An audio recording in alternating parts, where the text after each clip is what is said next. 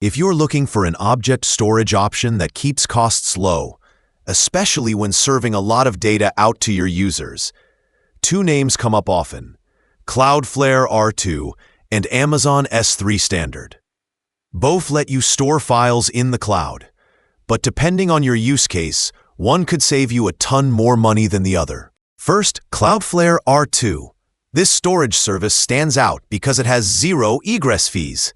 That means when you serve data from R2 to the internet, you don't pay for data transfer out, which is a huge cost driver for many workloads.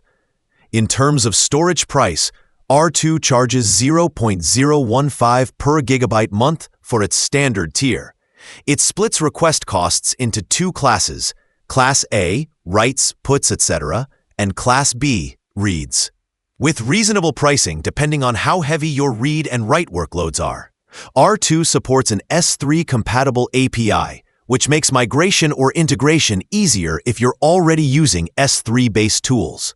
Another big win: it's integrated into Cloudflare's global network, meaning your data can be close to users around the world. And in some tests, R2 has shown 20 to 40% faster retrieval times at the 95th percentile compared to S3. The Cloudflare blog. Cloudflare also offers a Super Slurper too. Now let's talk about Amazon S3 Standard. This is the classic object storage many developers know. It's very mature, reliable, and deeply integrated into AWS's ecosystem.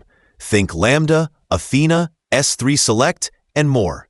The price for S3 standard storage starts at around $0.223 per gigabyte month for the first 50 terabytes in many regions. But here's where the costs really add up: data transfer, egress. With S3, when you serve data out to the internet, you pay. AWS charges per gigabyte transferred, and rates can be significant depending on volume. S3's strength lies in its feature set and durability.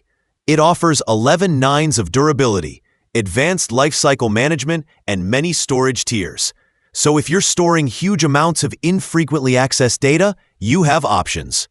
Bottom line, Cloudflare R2 is a powerful, cost-efficient alternative to Amazon S3 Standard if your use case involves blowing out lots of data to your users. It gives you S3-compatible APIs, low storage cost, and no egress fees. But if your architecture revolves around AWS services, or you need advanced storage features and compliance, S3 Standard remains a very strong and flexible choice. Choose the one that aligns with both your technical needs and budget strategy.